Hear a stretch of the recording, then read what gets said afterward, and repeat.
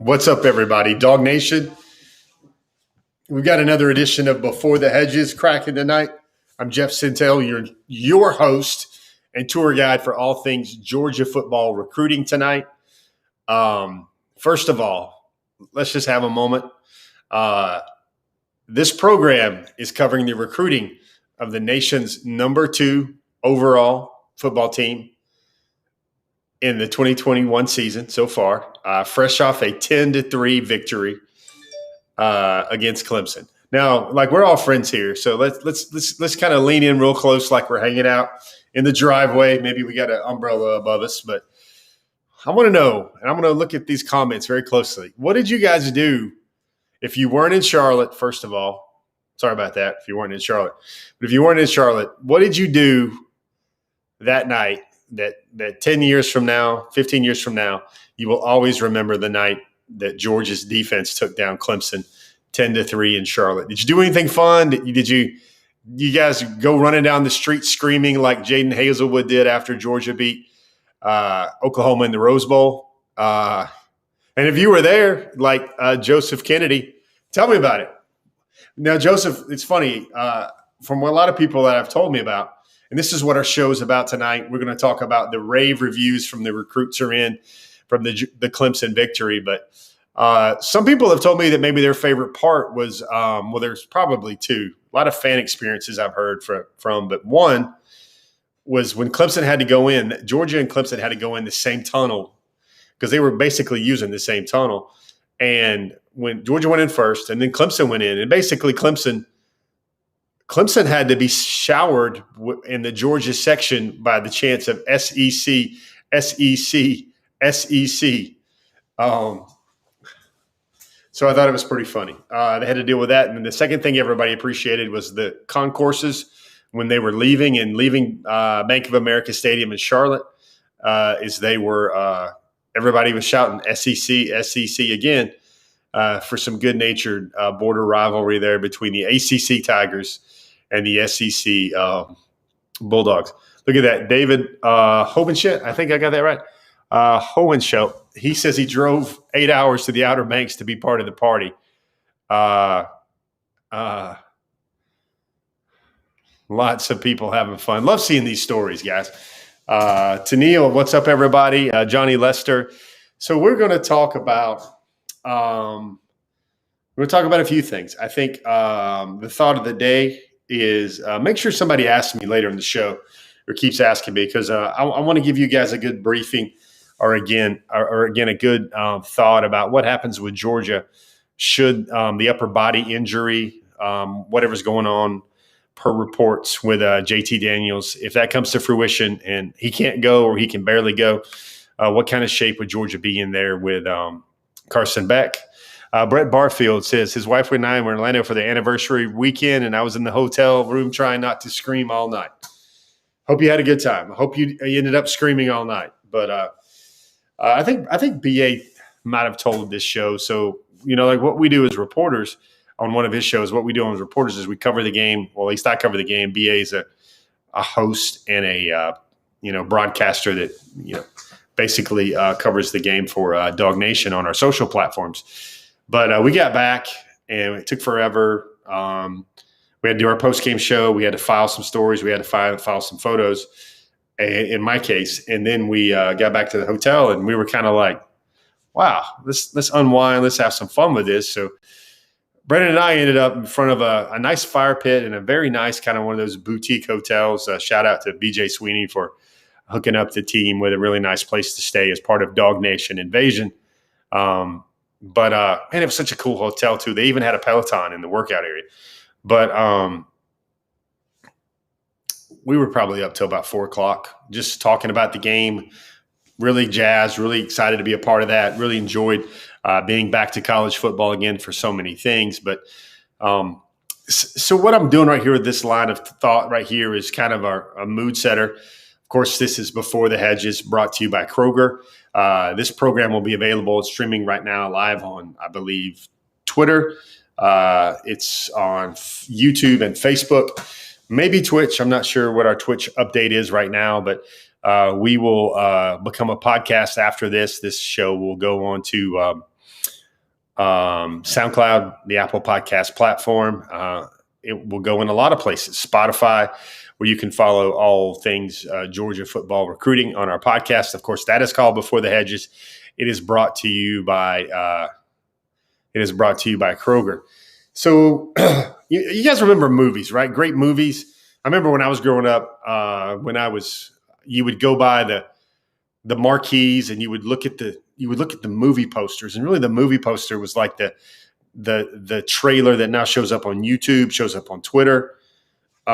Speaking of the Matrix movie 4, that it should be out by now, the new trailer, but you looked at the movie poster, and a lot of times if you were your mom and dad or friends, the pictures and then the reviews, like, 4 stars, instant classic, the ultimate summer blockbuster, that was what would be on top of the poster.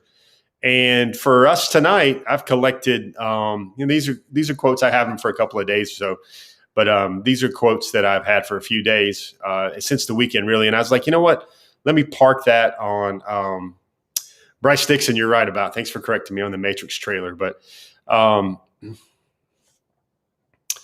I wanted you guys to see him because, I kind of think sometimes these recruit reactions are somewhat overblown. Nobody's going to choose a school or decide between Georgia or Clemson based on who won a football game, because if one team boat races the other, the kid could think, wow, they need my help and I can play right away, or wherever the team was at a deficiency, I can help fix that so they can win the game and that game can be much closer. So, that's something to think about right there. But I think what it does is whichever way a recruit was leaning before the game, it reinforces that. Whatever notions. I think the biggest thing from what I've collected with my reporting is a lot of these recruits, in terms of Georgia, it validates what they're thinking. Case in point, I think Jalen Walker, Big Bear Alexander, a lot of players have seen practice footage from the summer, and they were showing these recruits what they're doing. Hey, we're practicing this. This is what it's going to look like in the game. So are we going to come after quarterbacks? Yeah. Are we going to do this? Yeah. And it was reinforced what they saw on Saturday night. I got a bunch, but I'm going to narrow this down to, I think, nine kind of really cool quotes. And we put them up on slides, kind of like a movie poster and such. Let's take a look at all these slides right now regarding what the recruits thought about Georgia's 10-3 victory against Clemson on Saturday. The first one we'll go is from 3-star edge target Carlton Madden Jr. He's like, man, Georgia's defense is fast and aggressive. Every time I stood up for a third down, it was a sack. Another one you guys would love to hear. Everybody wants to know about Oscar Delp's thoughts on Georgia's victory. He said, I thought it was awesome. He said, I love watching and what they did with the tight end and how they played overall. Oscar was very exuberant after that win. I think you saw some posts or some pictures on social media. We'll show one of those where he's hanging out with 2023 tight end Pierce Spurling III. Kamari Wilson just had a Go Dogs message, of course. I think he spread that out across social media as well. Kyan Lee is a big play cornerback. They call him Big Play K. He's an in-state corner, top 10 corner from Cedar Grove High School in Ellenwood, Georgia. And he said, amazing, high energy, a place that fits my style. They played hard and physical and a lot of man-to-man. Interesting way he phrased that, a place that fit my style. You've got one from 4-star defensive end Michael Williams, he said their pass rush was amazing regarding Georgia, 7 sacks and 7 tackles for losses. Big Bear Alexander, got to communicate with him, talk to him after the game. Rare interview. I'd like to thank Bear for helping us out with that. He said, I think offensively they moved the ball down the field well. The defense flew around and got a punch on those guys, which caused them to only put up 3 points. Overall, it was a good game, and I definitely liked what I saw. One more from Big Bear Alexander, I think. He said the fans were crazy hyped, and they definitely recruited me hard and recommended I be a dog. Now, Bear said a ton of guys. Like, he was walking around. He had a Georgia T-shirt on, and he was like, everybody knew who he was, and they just were very welcoming, very kind. Big Bear Alexander, still a major 5-star target for Georgia in the class. He has a Final 2. He's going to make his decision at the Under Armour All-American game. on January the 2nd. I saw a question there from Tom Lavelle. He was sitting with a lot of guys. He was sitting with his father figure and mentor. And he was also hanging out with Jalen Walker for a time as well. Marquise Groves Killebrew. Now, this is a Georgia commitment right here. He basically his biggest takeaway was that defense. The front seven was making all kinds of plays, and that makes everything easier on the DBs when they're making plays like that. And I think the last one we have here is a really good one. It's from another Georgia commitment. This is Denylon Morissette. He's got a new Twitter account. If you guys saw that message from me today on social media, but he said, "This is just the beginning. Coach Smart and his coaching staff will put the right players on the field to be successful. You just got to go make plays." I also forgot to say, we're coming for that national championship. 4-star wide receiver commit, Denylon Morissette. So right off the jump, that's some incredible reaction here on Before the Hedges tonight, brought to you by Kroger. Some incredible reaction there from most of those guys were Georgia targets, not Georgia commitments. I had a lot of stuff, but I think those are the ones. I didn't want to kill you guys with a lot of recruit reaction, but the reviews are in, and I think those that it's funny how this game worked. I want to make sure you guys get a clear read on it. A lot of recruits told me they were a little torn because they were being recruited heavily by Georgia and they were being recruited heavily by Clemson. And some recruits are like, I'll pull up a 5-star example right here. And he's like, I've been to a game at Georgia before. I've sat in a Georgia section, and I haven't sat in a Clemson section yet. So he's like, I'm kind of feeling a certain way, but I want to go sit in the Clemson section. So that's what he did. You got other guys that you saw interesting, who showed up in what section. LT Overton was in the Georgia section. But what it came down to is you had 3 tickets made available to you as a recruit. Now, there wasn't any interaction during the game. You couldn't interact with a staff or the players on the sideline or anything else like that. You couldn't go in the locker room. But what you could do is each player, along with themselves, they got +2. So they had the ticket for themselves, and they had +2. And there was a section for the Georgia folks, and there was a section for the Clemson folks and the Clemson recruits. And I'm going to tell you, the Georgia recruiting section was very well populated. Those guys were starting to show up about 6 p.m. or so, a little bit before 6 p.m. They were ready to get to the game. They were excited. A lot of the commitments were there. Jalen Walker told me a great story about how he'd never really met Gunnar Stockton face-to-face. He'd never really met Bear Alexander face-to-face, but he talked to them a lot. Talked to them on the phone a lot and texted back and forth with them a lot. So what they did is Jalen said it was remarkable getting to meet Bear for the first time. And funny little story, I'm sitting there before the game must have snapped almost 1,000 photographs on the sidelines in that game. A lot of stuff pregame because, folks, that was the first time most of the media tribe, except for maybe 3 or 4 pool photographers, have gotten to shoot a Georgia football game. And since November of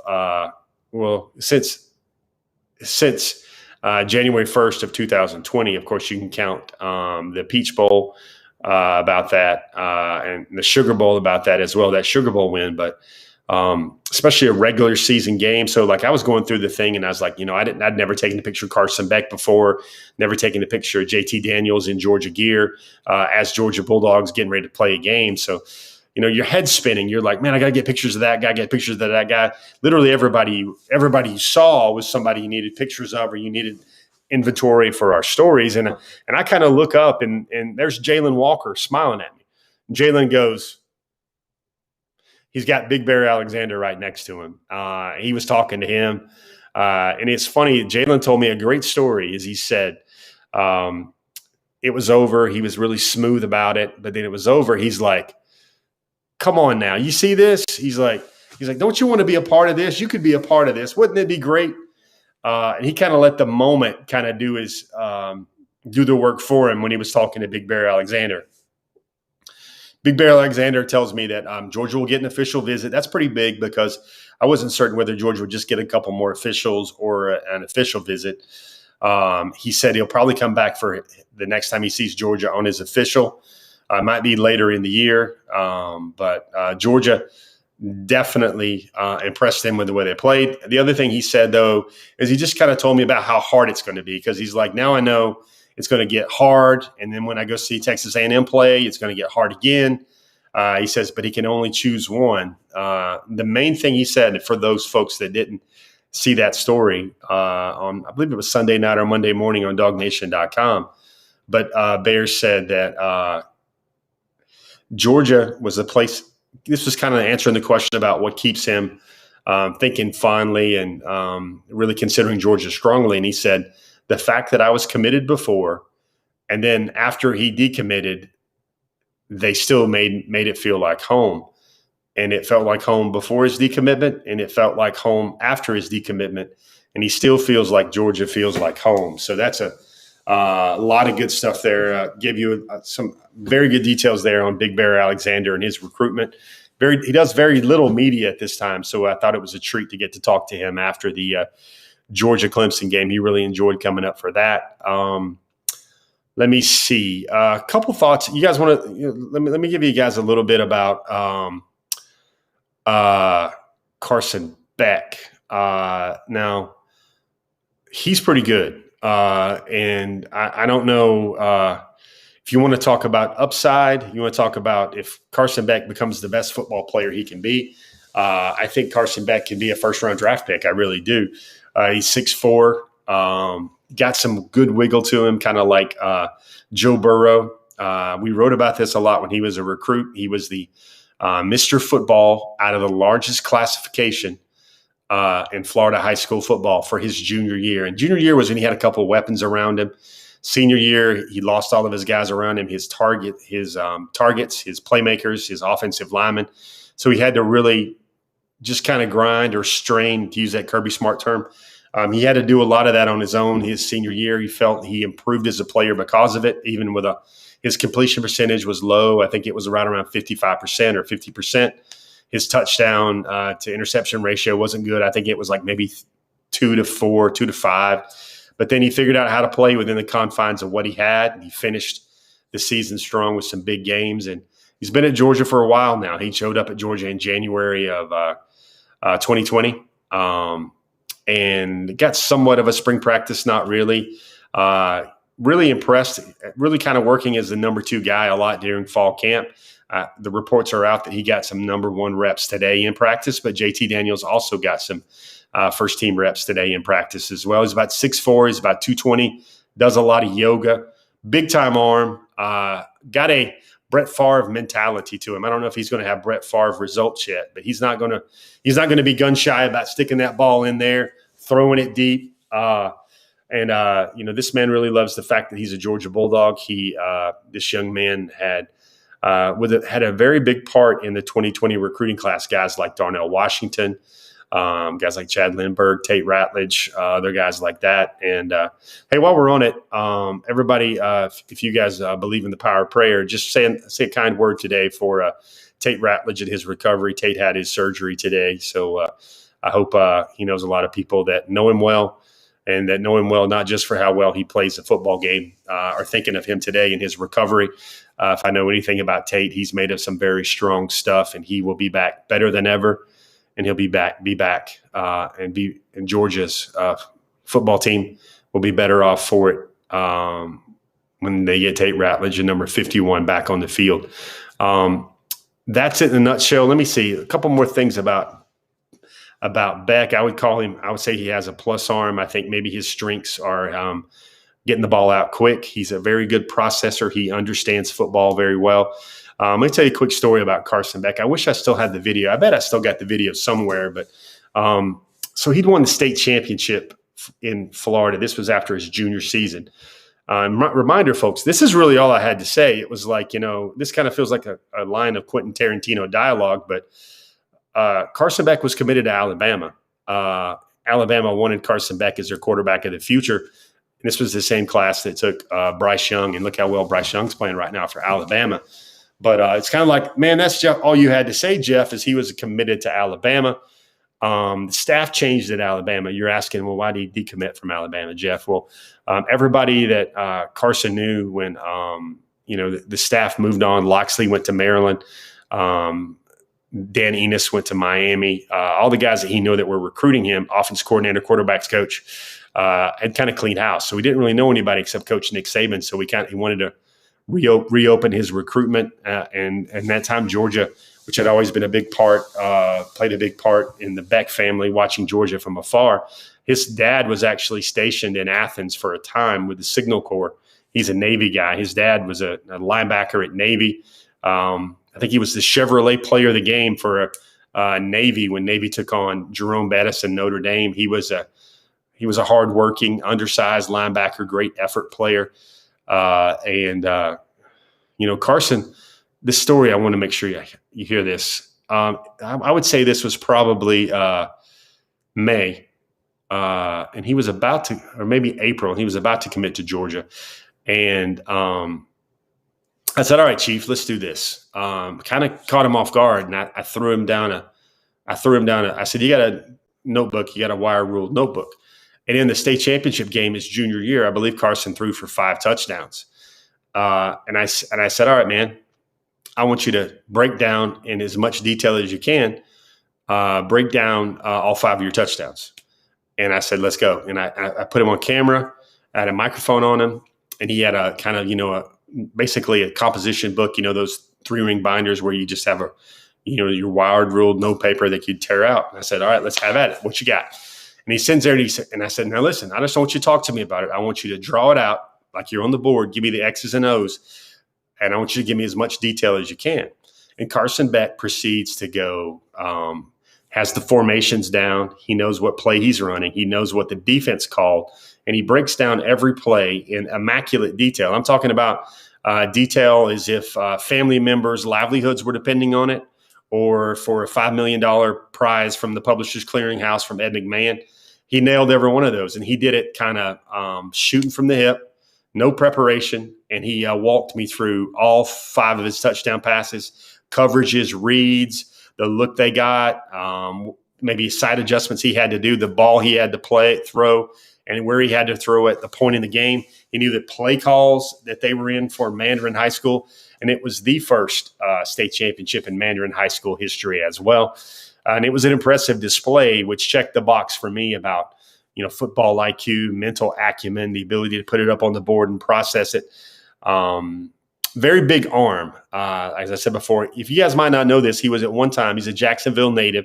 At one time, he was committed to Florida to play baseball. Heck of a baseball player, Carson Beck was as well. He threw about 91, 92 off the bump. And this is a guy that, he's good enough to play at Georgia, and he's good enough to play in the SEC. I know Florida really wanted him. And it was really funny late in his recruitment when he was committed to Georgia.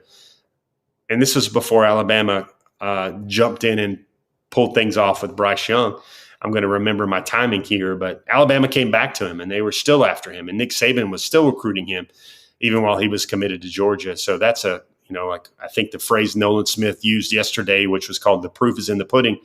Well, the proof is right there about, if you're good enough to be committed to play quarterback at Alabama, I think he's good enough, should the situation dictate it, to play very well running the offense for Georgia on Saturday against UAB. Hope you guys like that. I'm going to try and be fair and balanced with a lot of this. There were some up and downs for Carson Beck during his freshman year. It was a part where the freshman wall kind of caved in on him. We had to get his mind right. I think he had to go to the scout team. I think a lot of that stuff has been well documented. But this year, by all accounts, Carson has been plugged in. One of the things I really noticed about Carson Beck last week being ready to play is when he was warming up, he made a point to touch hands with a lot of other position coaches as he was walking by them in their drills. Players also, as they were getting ready and going through their drills, as he was going back to the locker room or coming out on the field. Looked like a very plugged in, one of those atoms that's right near the center of a football team, right around the nucleus, living and breathing and soaking up the moment, being invested in his team. I think he has great leadership qualities, and when his time comes for Georgia, I think he'll play very well. Same thing with Brock Vandegrift, same thing eventually with Gunnar Stockton. I think what you're looking at with Georgia on down the line is somebody's going to win this job. Somebody's going to get the majority of the reps, even going forward after JT Daniels. But what Georgia has done now is they have made it almost a certainty that the guy will be ready.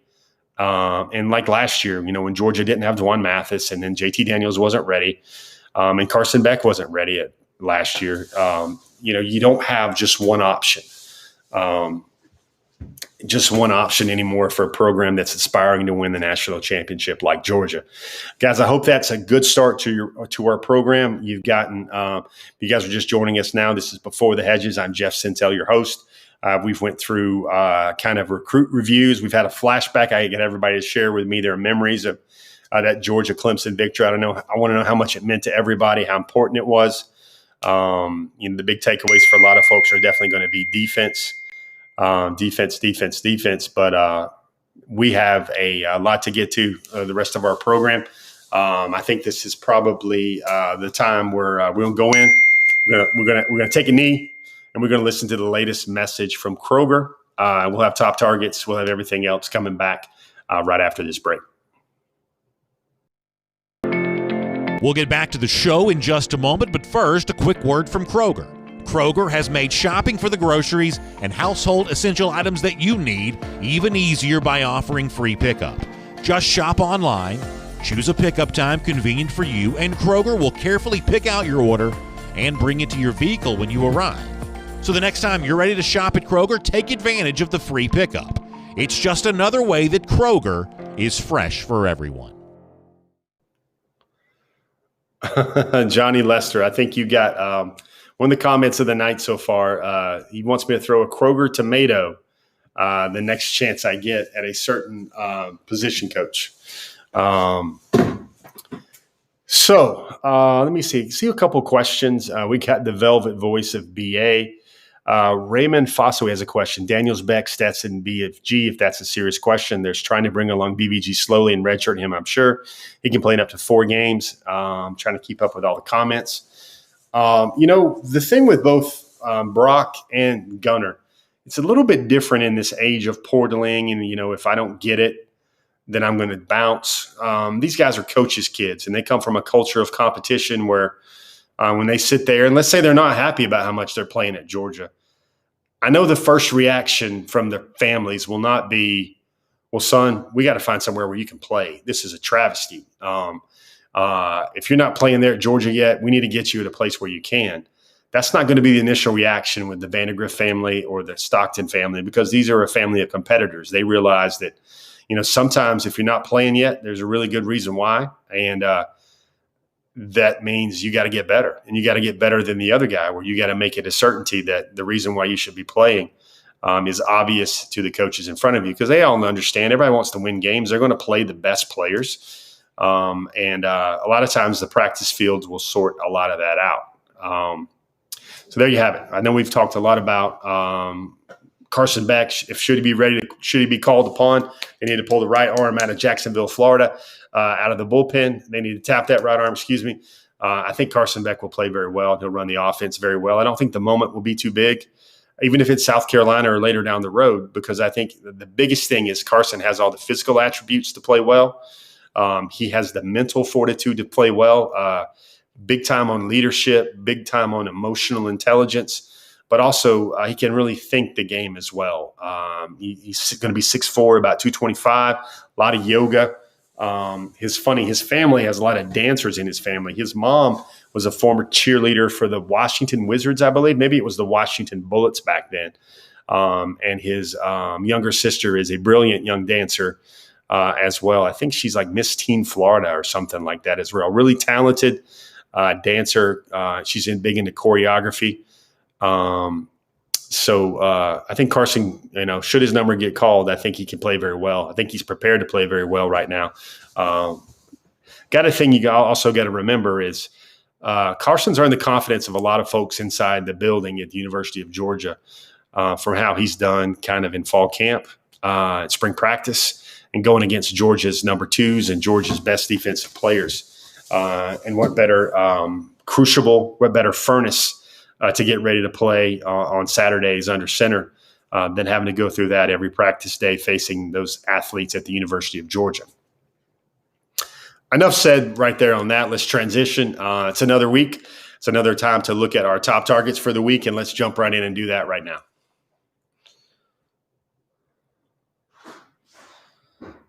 Some news that's coming across, by the way. There's a name on this list. I just saw it come across, a message come across my phone. Carlton Madden Jr. Reports that he will not be taking his official visit to Tennessee this week. Reminder, Carlton Madden is making his decision on September the 18th. But let's take a look here. Number 13 still, you're going to see some names moving up and down. Is little down this list, you got 5-star Walter Nolan. Probably going to park him or Shermar Stewart and even an I White. They're not going to get pretty much higher than 13, 12, 11 over the next couple of months, just because I think those decisions are going to go down the wire. Number 12, Jayden Gibson. Again, we've seen him before. It'd be very interesting to see when Jayden Gibson gets back down to Georgia for a visit. Number 11 is Julian Humphrey. I've moved him up a spot or two, the Florida commitment. I think really should Georgia wind up with Julian Humphrey as a Florida flip in this class and not Deon Bowie, I think that would be an equitable trade because Humphrey is an amazing athlete. I think he's a 10-7 type guy in the 100 meters. He's out of the Houston, Texas area. Be very interesting to see what happens with him at the cornerback position. Number 10, Andre Green Jr. He was at the Clemson-Georgia game. He was in the Clemson section. Interesting to see some social media things since that game. Andre Green has tweeted out a couple of what I would consider to be Georgia-level messages. Still, I think Clemson is the team there to beat for Andre Green Jr. He's out of Virginia, very special wide receiver target. Number 9 is Mykel Williams. Mykel Williams, as we mentioned before, he's gotten off to a pretty good start. Again, I think Mr. Williams initially, he's currently committed to USC. Let's get that right. But should Mr. Williams wind up in the SEC or wind up flipping and choosing Georgia, I think right out of the box, he's going to be a developmental pass rusher to begin with. He'll have to get his body rearranged. He'll have to work on his overall explosiveness out of the position. But I think situational pass rusher is probably his quickest early fit at Georgia until he works on his all-around game. I've moved Big Bear Alexander up, I believe, 1 or 2 slots, along with number 7, Luther Burden out of East St. Louis, Illinois. Luther Burden, folks, you got to watch this. East St. Louis, Illinois, which is also the home. I think they've won 7 state titles in Illinois, but I think it's also the home of Miles McVay. Really impressive 2023 offensive lineman. It's about 6'7", about 345. They'll be playing in a national game against St. John Bosco out in California. But Luther Burden is a big play wide receiver. I've moved him up again a couple of more slots this week. Georgia continues to recruit him very hard, and I think that message is being very well received at this time. Reminder, folks, Luther Burden used to be an Oklahoma commitment. Early on after the decommitment, it was really seen as a Georgia-Missouri type battle to see who would likely get his commitment. Playing the long game, though, after the Oklahoma decommitment. And I think there's a lot of things he likes about the University of Georgia. Even despite that lack of fireworks on Saturday against Charlotte, folks, I got to say this: Clemson's pretty good too, especially that defensive front, especially that front 7. I think what Georgia was able to do against them when it mattered was impressive. I don't think the quarterbacks and wide receivers were on the same page much at all.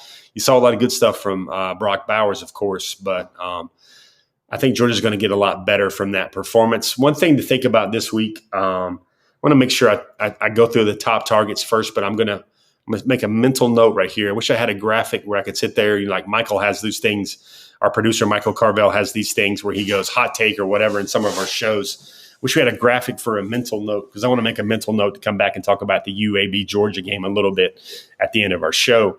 But that last name on the list was Luther Burden. He's in the top. He's moved up a couple more slots. Nation's number 1 wide receiver. I think he's going to need to see more out of Georgia's offense to ultimately choose Georgia, but that's what the other 13, 14 games of the season are for. Next on the list, let's go to number 5. We have the number 5 guy on our list. That is number 6. We only got 7 in there. Number 6 is Hero Kanu. Hero Kanu was very impressed with Georgia.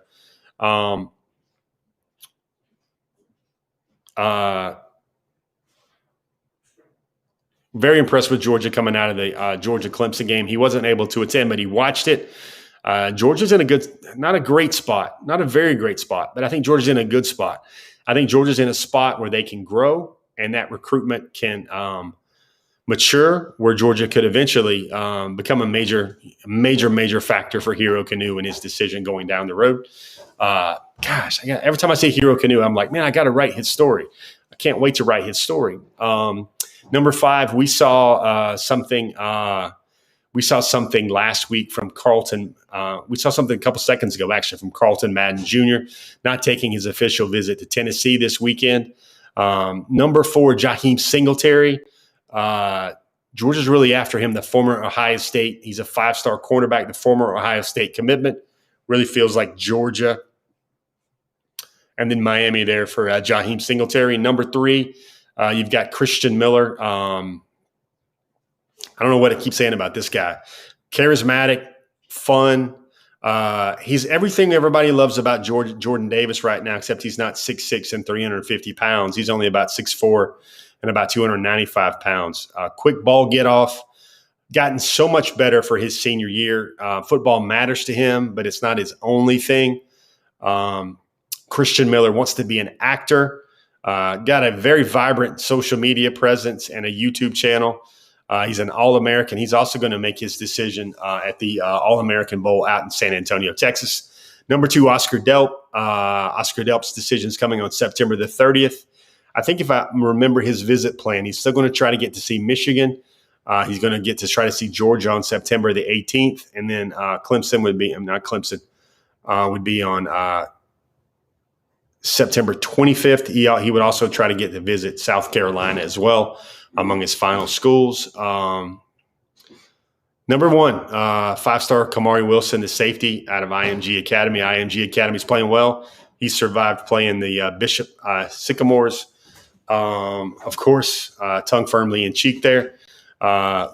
Folks, he's a special safety. I mean, the quickest way I can say this is I think he has upside above Richard LeCounte coming into Georgia. And I think he has upside above Richard LeCounte after 3 or 4 years at Georgia, should he choose to play for the University of Georgia. We've got a lot to get in today. We've got some other guys to consider. Other names to think about. There's going to be a couple guys on this list. There's maybe 1 or 2 that I could add to this list. But right now, the other names to know, you got Drew Bobo on that list, of course. You've got 3-star wide receiver Jojo Bermudez. Really, Todd Monken really likes something out of Jojo Bermudez, and he might be that late. Let's see how the other names flow into the class. He might be that late type of Lad McConkey special in this 2022 recruiting cycle. He's out of New Jersey. Very quick, very smallish, kind of that Isaiah McKenzie type presence. Was at one time committed to Rutgers, but he realized that he committed too early. He's from a high school which basically sends all of its players to Rutgers. But he realizes now that he made that decision too soon. And he will definitely give Georgia an official visit. You got Drew Bobo there. That's the Georgia legacy, whose dad's the offensive coordinator at Auburn. Certainly will be a tough decision there. Deon Bowie, former Georgia commitment out of Bainbridge, now a Texas A&M commit. Chase Myers, a guy to watch. I think Georgia could end up taking a kicker in this class. Should maybe other things not fall like the way they should. I think Georgia could end up with a kicker in this class, especially depending on how the numbers go with a lot of other guys. Chase Myers, a brilliant student at Modern Day. That's the same high school which sent JT Daniels to college football. Sean Washington, another guy that I expect to see make a couple of trips to Georgia this year, also an official visit. 4-star edge DJ Weslack. I think things right there are cooling a little bit with DJ Weslack, but still certainly loves the pursuit right now from the University of Georgia. Shermar Stewart, 5-star defensive end, outside linebacker. I think that Georgia win definitely turned his eye, definitely impressed him a little bit. He's out of Opelika, Florida, another guy that will make his decision at an All-American game. Anai White's another name. I think the latest on Anai White is a school, Ohio State's a school that has been recruiting him very hard. Georgia continues to recruit him very hard. Alabama continues to recruit him very hard. I think maybe Georgia, Alabama, probably might be Ohio State, Georgia, Alabama is kind of like the final three to watch there with Anaya White. Texas A&M is also in the mix as well. There you have it. Those are your top targets. Those are your other names to know that are also in the mix. Remember, guys, Georgia's got 16 commitments at this time. I don't know if they're going to get any more than like maybe 7 or 8 more. And these days, I don't know how wise or how equitable or efficient it is to sign a full class when you got to think about other needs with the portal, graduate transfers, and things like that. Also, we want to make sure we show you what we've started doing the last few weeks is we give you an early look at what the top targets look like for 2023. Justice Haynes was not sitting in the Clemson section on Saturday night. He was sitting in the Georgia section. Joanel Aguero, I think he's going to visit Georgia for the Arkansas game, I believe, later this year. It's really hard for the IMG players to get out and see schools because they're playing a national schedule.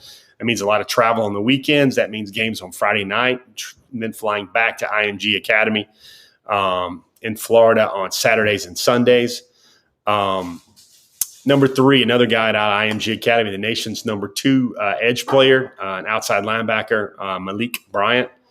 And then number 2 guy, he was another guy that he's still not playing. I don't know when he'll – probably looks like he's at least a few weeks away from playing for Milton High School. But Levius L.T. Overton was also at the Georgia-Clemson game, and he was also sitting in the Georgia section as well. Number 1 on the list, continuing to be 5-star cornerback A.J. Harris out of Glenwood School in Phoenix City, Alabama. A.J. Harris was actually sitting in the Clemson section on Saturday at Bank of America Stadium in Charlotte. There you go. There's a couple of that's what 5 early targets look like. What's up? Sometimes my kids come through and they wave hi. So hope you enjoyed basketball agility tonight, Kyle. And now everybody, this is the part where everybody's going to start asking me, where's Peaches and where's Peaches going to come in? But let me see. I want to before we get into the tweets, I want to take about. Let me see if I can take 2 minutes on the clock. I want to talk about UAB. I think one of the things that people are going to see on the schedule is they're like, all right, this is a get-right game for Georgia. This is a game where Georgia needs to put up 40, 45 points, send a message that Clemson was good, Georgia's offense will be just fine. I don't think that's the case. I think Vegas has got it right about I think the line's right around 25 points. And that's what when I look at this game, I think it's going to be hard for Georgia to beat UAB by 25 points. Why do I say that? Nothing. It's really not a demonstrably negative thing about Georgia at all here. What it is an appreciation of UAB. First of all, let me start from the top down. Bill Clark is the head coach at UAB. One of the great high school football coaches in Alabama right around the turn of the century. He won a couple of state titles in the state's largest class at Prattville. Then he went to Jacksonville State. He won there. And then he went to UAB. He's built that program up from scratch. It was demolished. The program was canceled by school administration, and he brought it back. They got a brilliant, beautiful new stadium in downtown Birmingham, open-air stadium in downtown Birmingham. That program is on the rise, and here's what's impressive about UAB. I remember covering when I was working in Birmingham. This was 2014, 2015. There was a quarterback by the name of Tyler Johnson. Tyler Johnson was Mr. Football for Alabama in 2015. Think about this for a second. He is the starting quarterback at UAB. Tyler Johnson is a redshirt senior. And on this UAB team, you have a lot of guys that came back last year and won their second Conference USA championship in a row. And then because of the COVID year, they got another year because they weren't really pro prospects, but they said, yeah, let's play one more year, run it back one more time, Turbo. And what they did is you've got a lot of guys that have been playing college football very well with a lot of starts for a very long time. First of all, one of the fundamental ways I look at football is I look in the trenches. And I look at the age and maturity level and the experience level of the guys that will have commanding presences inside the trenches. And when you have a lot of 22, 23, 24-year-old guys that UAB will have, I think their offensive line goes senior, 6-year senior, 6-year senior, 6-year senior, 6-year senior. A lot of these guys have 20 or 30 starts under their belt. That means they've seen a lot of football. That means that they'll know what to do in live fire when the bullets start flying. I don't care how talented and how much of a tough look Georgia gives them with premium, superior, first-round talent athletes all around the place. I think UAB is going to be prepared, and I think they may get swallowed up by Georgia, but they're not going to drown early on. Tyler Johnson, think about this. 2016, 2017, 2018, 2019, and 2021. That's how many years he's been a college football player when he was already the best high school player in Alabama in the year 2015. I think the defensive front goes graduate transfer, 6-year senior, and then another redshirt senior. So in a lot of their key spots, they've got grown men. I don't think that UAB will make a lot of mistakes. I think they'll be well coached. I think they'll play great in the kicking game. And here's the other thing that stands out to me about UAB. And, of course, Jeff's went longer than 2 minutes, but I'm trying to give you guys a lot of good details. If somehow the game ends up 27-10 or 27-7, and everybody's wondering, man, it's just going to be one of those up and down years. I think UAB is the type of program that's going to just have a game plan, be able to stick to it. And this is a play action team. This is a team that likes to stretch the ball vertically, and they're going to play good football because they've been playing good football for the last 1 or 2 years. Now, have they done it against Georgia? No. Anybody that wants to sell that conference is not the same as the SEC. I get it, totally get it. I agree with you. But for those folks that think 55-10 better happen and it's going to be like a Murray State type game or a 62-7 or something like that, folks, that's not in the cards. And that is every bit to do with respect to UAB. And if Georgia drops a 55-0 burger on UAB, then that's going to be very good things for Georgia football and its program going forward. I think UAB is a very quality opponent. And I think I saw some things over the preseason where you saw Phil Steele ranking teams during the preseason. I think he had UAB ahead of Florida in the preseason rankings. I think UAB would be within a touchdown of a couple of teams in the SEC East this year. One game, now I know the depth will wear them down if they played an SEC schedule. Guys will get banged up. But I think UAB would be very competitive right now against the South Carolinas, the Kentuckys, and the Tennessees and the Vanderbilts of the world right now. I really do. Because they got good football coaches and they got very experienced, very mature football players up and down that roster. Enough said right there. I know I gave you guys a good UAB stump speech like I'm the athletic director or the sports information director. I just want folks to see it as how I see it, and that UAB has a very good team that's coming into Sanford Stadium on Saturday afternoon. There you have it. Got some tweets. I want to show you some tweets. We got a couple of tweets to get through right here. Let me take a quick look at all the tweets. I think I've got my run of show right here where I can take a look at the things that I thought were interesting to me this week. Let's first start out with this is a tweet this is a picture I took of Big Bear Alexander. You see Jalen Walker there, and you see Big Bear Alexander, and Big Bear gives the big.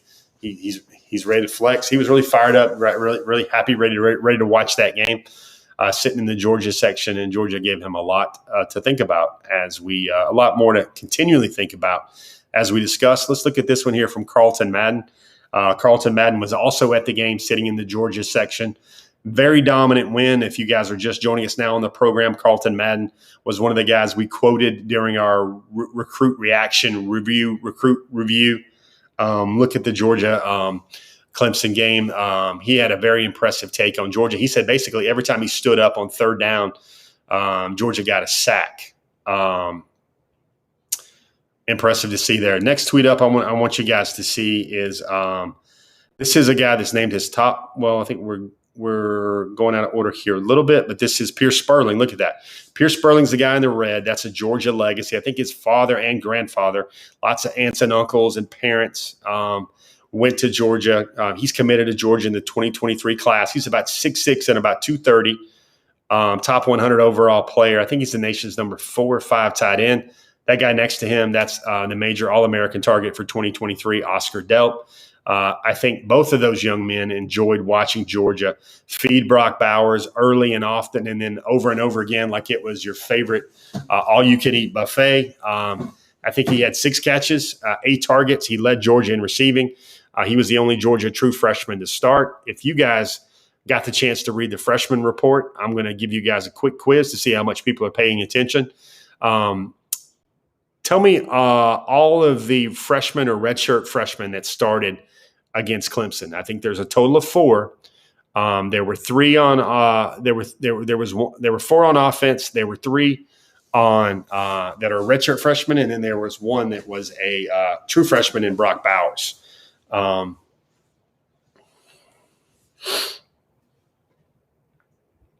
See right there, that's tight end tough. That's what that's the kind of catchphrase hashtag for Todd Hartley's tight end room, tight end tough. He recirculates that phrase a lot on social media. Those 2 guys were hanging out, Spurling and Delp. If you look in the background there, you see Malachi Starks. You see Sammy Brown. That was really a big Georgia section. I think Jalen Walker was right behind Pierce and Oscar there. Gunner was there. You look maybe 1 row ahead of him, and that was the big 3-star offensive lineman, Jacob Hood. Those guys were really enjoying themselves at the Georgia-Clemson game. Next up, I think we have another tweet I want to show you guys. This is the one, I think, from Shaz Preston. Nope. This is from Malachi Stark. So look at this, guys. I don't know if I've kind of ever seen this, but it's a road game where Georgia is not at home. But this is 5-star Georgia commit Malachi Starks, who this is from his Instagram story, and you see him right there. He is kind of giving you a recruit's eye view of what it's like to be sitting in that stadium for the Krypton fanfare, light up Sanford moment that Georgia always brings on the road when they travel. It was really cool how the folks at Bank of America Stadium dim the lights for Georgia. You see Malachi Starks in there. You see Sammy Brown, the very talented 2024 linebacker recruit that both Clemson and Georgia are recruiting heavily. Malachi and Sammy are teammates at Jefferson High School. That was a moment, guys. I mean, it was out of a day where, man, it felt great to be doing that again. I felt humbled and thankful to be doing all that stuff again. But you were so much overjoyed with emotion about everything that was happening so far and the ability to do that again. That then when it almost lights out, light up Sanford and almost Krypton fanfare. That's of course the theme song from the original Superman motion picture, way back in 1978 or 1980, I believe. When the Georgia Redcoat Band plays that, it almost snuck up on me. It almost snuck up on me because I'm like, oh yeah, it's that time too. I thought it was really cool. Very rare you see a recruit do like that. You see Malachi in there enjoying it. He thought it was amazing. Let's see, Jalen Walker out of North Carolina. Folks, this was like the home game for Jalen Walker. He's in Salisbury, North Carolina, which is probably about 40 minutes away from Bank of America Stadium in the Charlotte metro area. His voice was 100% gone. And he was there. That was kind of his home game. Now, Jalen played a game on Friday. His dad is the head coach at the Catawba College in Salisbury, and that's a D2 college football program. He got to that one, and then he also got there to Bank of America Stadium to watch Georgia take on Clemson early. Again, he was very happy to see all the film that he'd seen validated about the way Georgia would play, the way Georgia would attack Clemson. Remember, guys, Georgia won this recruiting battle with what some folks, a lot of those in the recruiting industry, were led to believe that, for the longest time, Jalen Walker was going to choose Clemson. So this really just reinforces a lot of positive vibes that, all the intuition that Jalen Walker had about Georgia, that was validated. His commitment was further validated on and on and on. Jalen told me, I think he's going to be back to Georgia for his for another unofficial visit for the South Carolina game. I thought this is pretty stinking cool. These are 2 DSGBs right here, down south Georgia boys.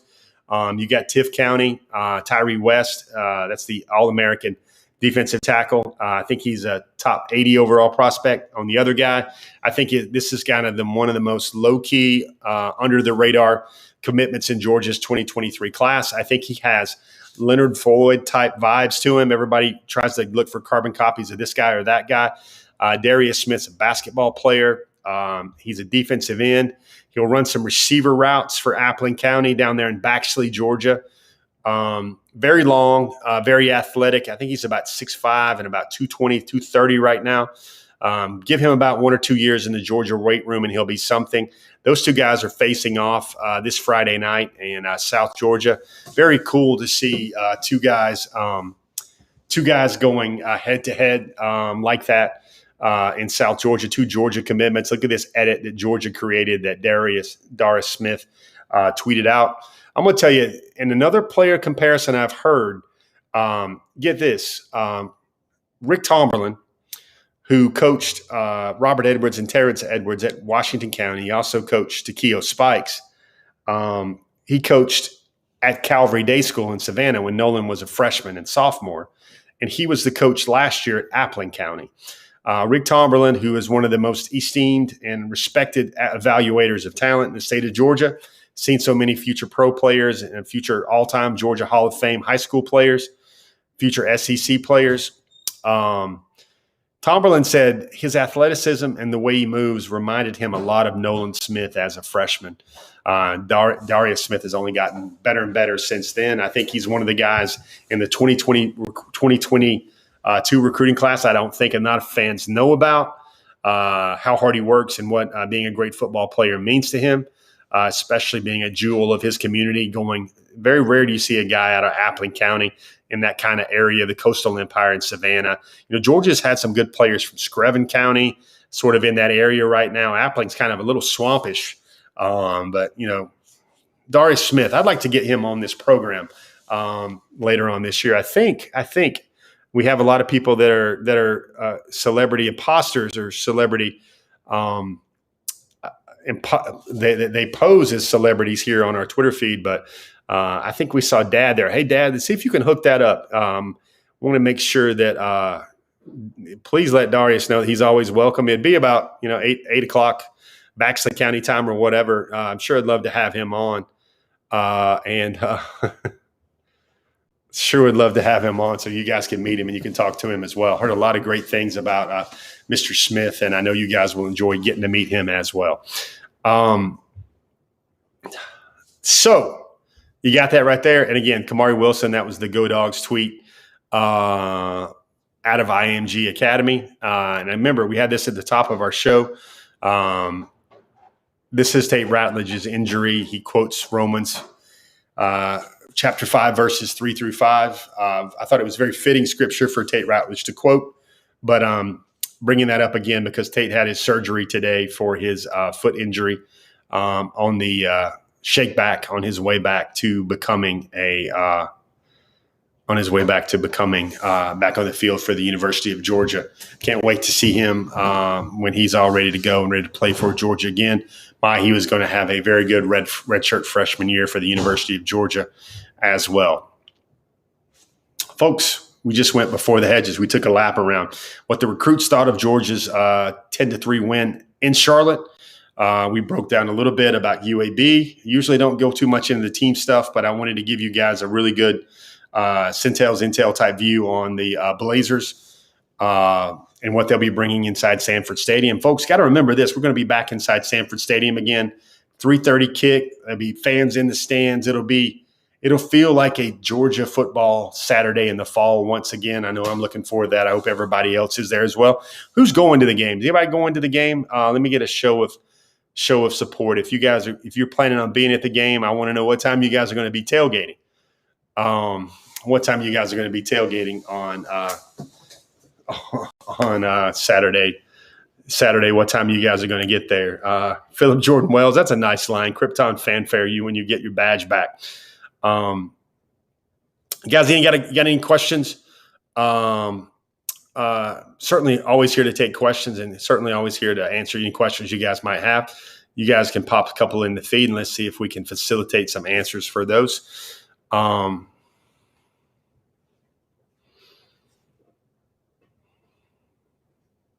Thought it was very interesting. I see Cedric Von Pron Granger's name coming up. Guys, nation's number one overall center who played very well. Snaps were fine. Shotgun snaps were fine. And then we got to remember SVPG had just, basically been thrust into the starting lineup in the first team group, maybe midway or maybe 60% of the way through fall camp when the injury happened to Warren Erickson. I thought it was folks I knew he could play. I knew he could do things like this from covering him on the recruiting trail. But first block, first snap, he had to go against the former number 1 overall prospect, Brian Brzee, on his first snap. I thought Cedric Von Granger did a great job in his first start in a big spot on a big stage for Georgia on Saturday.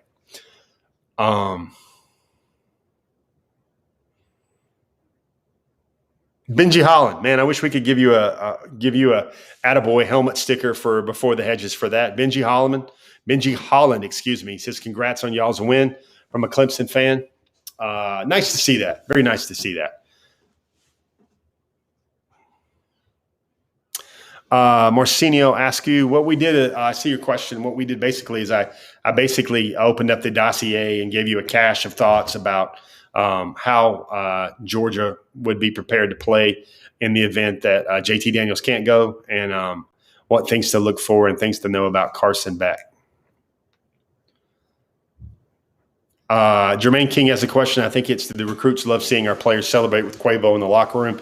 Folks, it's all about branding, and it's all about looking like an enviable place to be. And the fact that Georgia gets a win, and now it's no longer the yeet dance. You had some straightening happening when I think Kirby Smart said, hey, we got a special guest. Quavo walks in. Now Malik Herring was there as well. Thomas Davis was there. Charlotte basically lives in Charlotte from all his years with the Panthers. But Richard LeCount was there. Those guys were all enjoying it. They were inside the locker room. Certainly a great time, and one of the that game is already going to rank in one of the more memorable games for memorable wins so far. I think HR picking stuff. Now, I'm not saying JT Daniels is out for sure. I think that he has I think that the correct phrase you can use for all time now with Georgia football when it is related to injuries is you can call it day to day. Day to day. So, Kathy, you saw that clip with the Gene Simmons tongue, right? I'm telling you, Kirby was a happy dude. It was almost like that look he gave Commissioner Sankey was like he probably, that look on Kirby's face was like he just eagled to win a bet. He like eagled a hole off of a 74-yard putt, something like that. Junior Baker, there are a lot of the commitments I think will be there. As far as a marquee type 2022 recruit, I don't think so. I think that's going to be the UAB game is what it is. I think South Carolina will attract a lot of the bigger recruits for Georgia this fall. Arkansas game will attract recruits as well, but this is not an enviable home schedule to bring guys in. Johnny Lester has the question, is this the most dangerous front seven I've ever seen in my life? Johnny, I don't think that in the context of the University of Georgia, yeah, I would think so. It just seems like in a lot of areas, even that 2017 team, you just saw a lot of guys that were I think of the back end a lot. All those guys were experienced players, but were any of them the athlete that Lewis Seen is? No. Were any of them the athlete that Chris Smith is? No. Keely Ringo, Darian Kendrick? No. Of course, Georgia doesn't have a Roquan Smith on the field, but then Georgia has something else. They have maybe the first Nakobe Dean. Everybody liked what Quay Walker did. Channing Tindall, Nolan Smith, Adam Anderson, Trayvon Walker, Jalen Carter, Jordan Davis, Devontae White. It goes on and on and on. I certainly articulated how impressed I was with Georgia's defensive front on the post game on Saturday night when Clemson starts its last drive and Georgia feels confident enough to roll out. I think it was Nazir Stackhouse and Tramel Walthor to begin that possession. I think Clemson got about 3 or 4 snaps in while Jordan Davis and Devontae Wyatt rested. Georgia just rotated guys in and never really missed a beat. And when those guys were ready to go, it was kind of very much lights out when Clemson was trying to really move the ball, click off another first down or two when Jordan Davis and Devontae Wyatt and Jalen Carter came in there fresh. Very, very impressive. Tracy Green has a question. Tracy, thank you for your question. Any of Georgia's current commitments recruiting hard for us? So here's the thing. Georgia the players had a Zoom maybe about, a couple months ago. And really what it was is every commitment got a target for them to go after. Marquise Groves Killebrew, for him, his target is Kamari Wilson. For Denylon Morissette, who is probably one of the more dedicated recruiters out there, Denylon Morissette has chosen Oscar Delp for all time. And he's been working hard on Oscar Delp. But so really, Gunner's a guy that gets in the ear of a lot of guys and starts recruiting guys very heavily. Branson Robinson is a guy that will weigh in. I think collectively they're all trying to try and bring back Bear into the fold as well. Very strong recruiters. I would say that Jalen Walker, Malachi Starks, Denylon Morissette, probably get one of the more standout guys that are very active on the recruiting trail rooting for Georgia. Big Daddy Dog has an opinion there about Carson Beck. Kathy is using some of her innate athletic ability analysis to evaluate and feels that Georgia would have a couple multiple All-Americans on this current defensive squad before they graduate. Kathy, I agree with you on that. Not Alanis Morissette, Philip Jordan Wells, Denylon Morissette. Hope everybody's having themselves a good night. Guys, it's been another Wednesday night. Thank you for joining us on Before the Hedges, brought to you by Kroger. We got some new top targets. We got some 2023 top targets review. We talked about Carson Beck. We talked about UAB. We talked about what the recruits had to say about Georgia's big win in Charlotte against Clemson, and how I think, by and large, what a victory like that does and does not mean for a recruiting class. I thank each and every one of you for your questions and being here for that. Folks, see you in Sanford Stadium on Saturday. It's going to be fun to get back between the hedges, because we're always here every Wednesday on Before the Hedges. Really great getting the chance to spend some time with all you guys today. Thank you for joining us. Thanks to Kroger. You know what? We're going to do something tomorrow. I'm going to tease some content I'm going to have tomorrow on dognation.com. Everybody talks about, what the recruits think before the hedges, between the hedges. We're going to do something after the hedges on dognation.com tomorrow. That's a teaser trailer. It's going to be it was really fun for me to put that together. Maybe breaking down the Clemson victory just a little bit more from some folks I know you guys would love to hear from and get their thoughts on that big Clemson win as well. Guys, thank you for joining us. Tell a friend about Before the Hedges. Go visit your neighborhood local Kroger. Don't be a stranger if you guys see me in Athens on Saturday. Say hi. Say you watch the show. I will certainly thank each and every one of you guys for that. But for now, another edition of Before the Hedges is in the books, brought to you by Kroger. I'm Jeff Sintel. We'll see you guys later on the pages of dognation.com.